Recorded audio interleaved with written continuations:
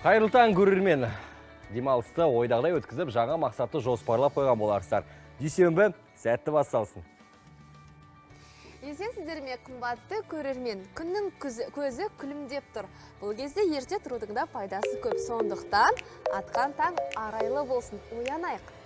Аслан, Үнжуді бағала, себебі ол өте жақсы адам бірінші кезекте. Бақытты болыңдар, денсаулықтарың зор болсын. Білмеймін, осы кез келген тойда айтылатын ең жиі тілек ол шыдамдылық, шыдамды болыңдар дейді. Неліктен екенін білмеймін, бірақ шыдамды болыңдар ең бастысы. Бақытқа толы баянды ғұмыр кешулеріңе тілектеспін. Үнжу, сенің аялы алақанында аялап жүретін азамат. Шаңырақ көтеріп жатқаныңа шын жүректен қуанамын. Бақыт тілеймін, барлық армандарың орындалсын, жақындарың әрқашан жандарында болсын. Өмірлерінде жарқын, қуанышты сәттер мен күндер көп болсын деген тілек білдіремін. Және осы берекелі тойда айтылған тілектердің барлығы періштенің құлағына шалынсын. Шын жүректен құттықтаймын, шаңырақтарыңыз иек әрі берік болғай. Серпін жастар бағдарламасы және оның жүргізушісімен Махамбет Бейбітшілік. Қазақстан ұлттық арнасында. Ал Үнжу, Аслан екеуіңе бақыт тілеймін. Біз бұл күнді ұзақ күттік. Бұл күнге жеткен де бар, жетпеген де бар. Әрине бұның барлығы әзіл. Расында біз Үнжудің достары арасында шын мәнісінде қатты қуанып жатырмыз. Аслан мен екеуіңнің көтеген отауларың берік болсын, махаббат пен ізгілік отбасыларыңнан табылсын, және де ең бастысы тілейтінім бақыттарың баянды болсын. Ең бастысы бақыттарың баянды болсын және ұзағынан сүйіндірсін. Той құтты болсын.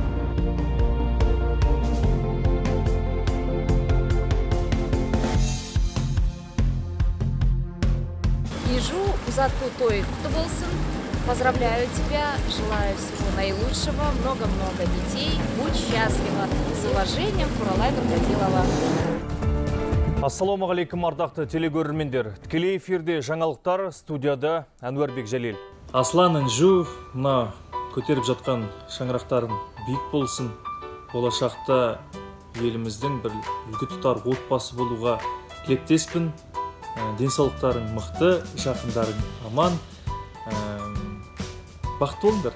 Дорогие Аслан и Инжу, я поздравляю вас с этим знаменательным событием в вашей жизни. Это очень важный, ответственный этап, и я надеюсь, нет, я уверен, что вы достойно пронесете свое семейное знамя через всю жизнь.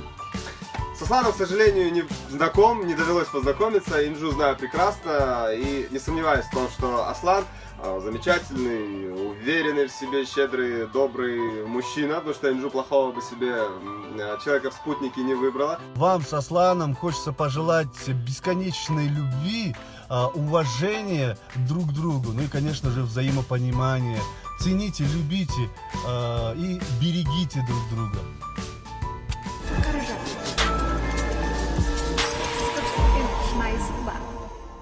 Менің алтын қызым Үнжу бүгін тұрмысқа шығып жатыр, құттықтаймын. Ең алдымен Үнжудің ата-анасына әдемі қызды тәрбиелі етіп өсіргені үшін алғыс айтқым келеді. Күйеу балаға жалынды сәлем, біздің қызды дұрыстап күту керек, құрметтеу керек. Бұндай қыздар өте аз. Құрған шаңырақтарың биік болсын, дегендеріңе жетіңдер. Еліміздің ең үлгілі әулеттерінің бірі болып, қатардың алды болыңдар. Көбейіңдер, несібелерің, ырыстарың және ел беретін бата әрдайым көп болсын. Бақытты болыңыздар!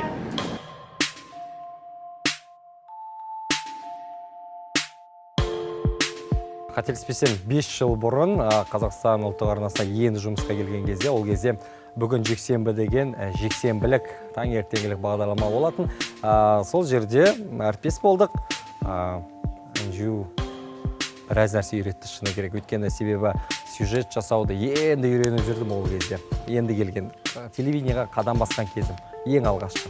Үнжумен нақты осы күні, осы уақытта, осы минутта таныстым деп айта алмаймын, есімде жоқ. Бірақ екеуміз ұлттық арнадағы бүгін жексенбі деген жобада бірге жұмыс істедік.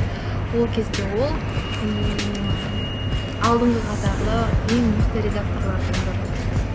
Мен Үнжудің жақын достарының бірімін.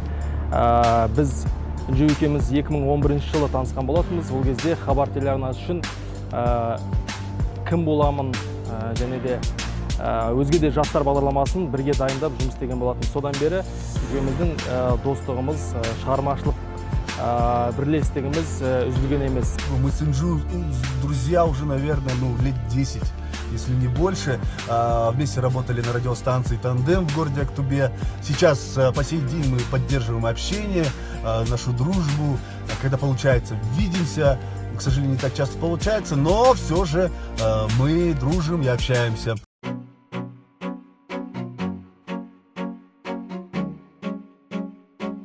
Үнжу өте сабырлы, она спокойная. Қойшы, не парься деп жүре береді. Соғысына риза болам, сабырлығы шынымен мен ризамын. Қуанып тұрмын шынымен. Үнжумен жұмыс барысында болса да жақсы араластық, және де осы қыста кездесіп, ашық жарқын әңгіме айтқанымыз есімде бар. Өте адал, ашық, кең пейілді, шынайы, ару деп білемін. Менің есімде, менің жүрегімде сондай болып қалды. Мен есі Үнжу дегенде тек жылы сезімдер пайда болды. Менің бір байқағаным, Үнжу жұмыста өте адал, сондай-ақ жұмыста ғана емес, жалпы адалдық оның өмірінің қағидасы, негізгі қағидасы. Сондай-ақ ол өте еңбекқор, расында әрбір мойнына алған жауапкершілікті ең аяғына дейін жеткізіп, абыроймен алып шығуға тырысады. Үнжу ең алдымен өте жауапты адам, қызметке адал. Біз әріптес болғаннан кейін сол қырын жақсы білемін. Және болашақта жақсы адам болғаннан кейін тамаша жар болады деген сенімдемін. Веселая, энергичная. У нее очень много энергии, которая не иссякает, и у нее заразительный смех, и вообще с ней всегда весело. И, Инжу, я желаю тебе оставаться такой же. Сегодня замечательный день, день свадьбы нашей любимой Инжуки. Инжу, я тебя сильно люблю, я тебя очень сильно уважаю и ценю нашу с тобой дружбу. Ең жарқын, ең ақылды, ең позитивті, көрікті, және ерекше еркелігі өзінің байыпты, сабырлы, ақылды, парасатты мінезімен жарасқан. Қазақстан экономикасының тәуелсіздігінің айқын белгісі. Сізда оның ойыншықтары жеткілікті. Бұл тышқанның аты Гриша. Солаймен танысамыз.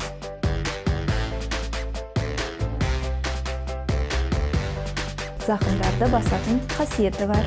Бұл бұғының есімі Люба. Өрт сөндіру жағдайлары туралы Көптеген ғылыми еңбектер жазылуда. Ал бұл аниматордың аты Брэд Питт. Бақытты күтумен болады деген екен.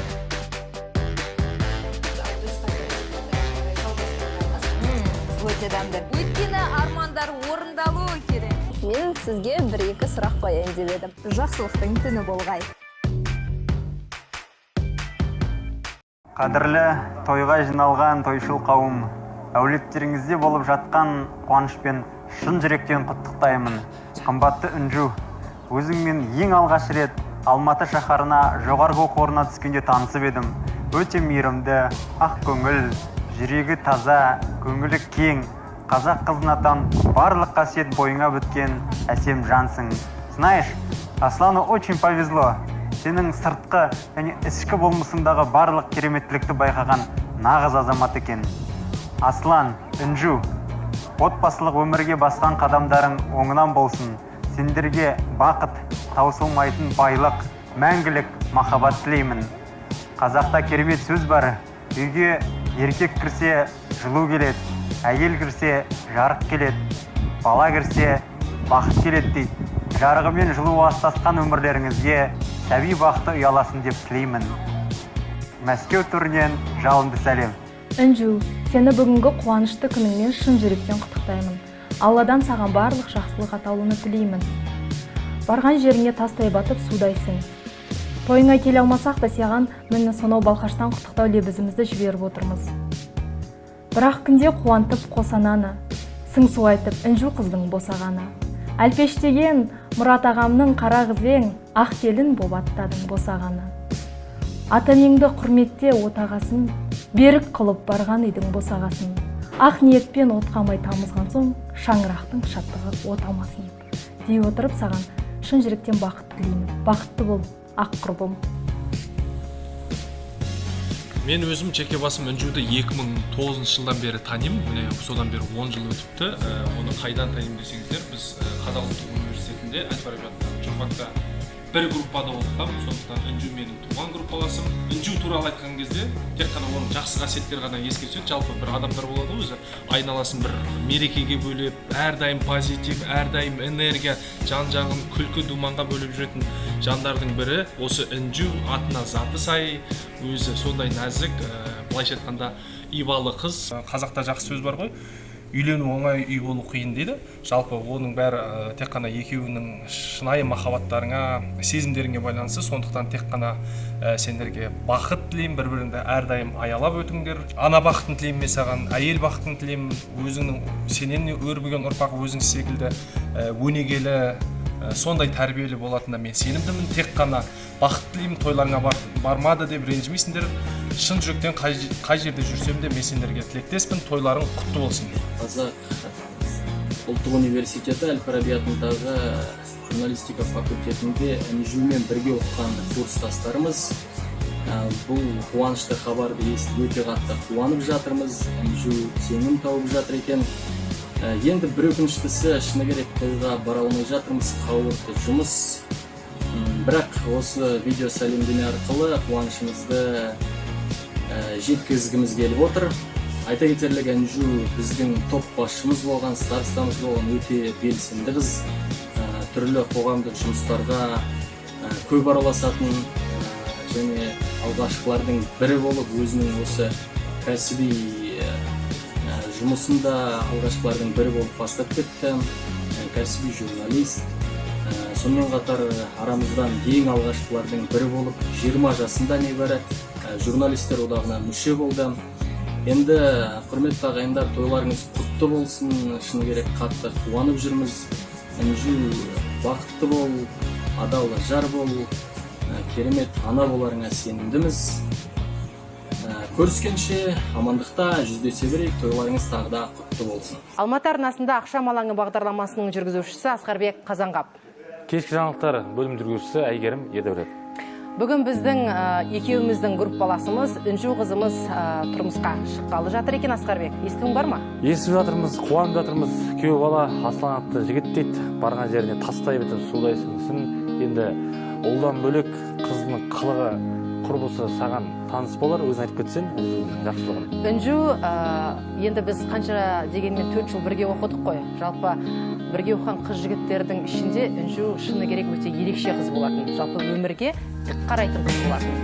Біз өзіміздің әлемімізде, қиялымызда қалғып жүрсек, ол өмір қалай бар, солай қабылдайтын және бізді де соған үгіттейтін. Иә, шын мәнінде Үнжудің сол кездегі позициясы, сол кездегі өмірге деген көзқарасы, мына біз өзіміз үлкен өмірге қадам басқаннан кейін шын мәнінде соның ақыл кеңестері бізге шын мәнінде керек болып жатыр екен. Сол кезде осы қыздың сол кезде айтып кеткен сөздері қазір біздің өзіміздің тұрмыстық жағдайда қолданып жатқан жайымыз бар. Иә, енді қазір енді банальный тілек қой бүкілде, бірақ айтатыным ең бастысы өмірде жолыққан жаның бір бағытқа қарайтын, бірге қол ұстасып, бір мақсатқа жетуге бірге жұмылатын, әрдайым сүйеу болатын, түсінісетін, сыйласатын, татулас досындай, бауырындай сондай адам болу керек қой деп ойлаймын. Сол күйеу балаға айтатыным, айналайын күйеу жігіт, сен бақытты азамат, неге десен ақ гүліңді жүрсін төске қадап, сол гүліңді өжеттенбей мейірлене иіске, сол гүліңнен өзге бөтен ешбір гүлге тиіспе. Сонда ғана гүлің сенің өлгенше солмайды, сонда ғана гүлің өзге бақшанікі болмайды. Бақытты болыңдар.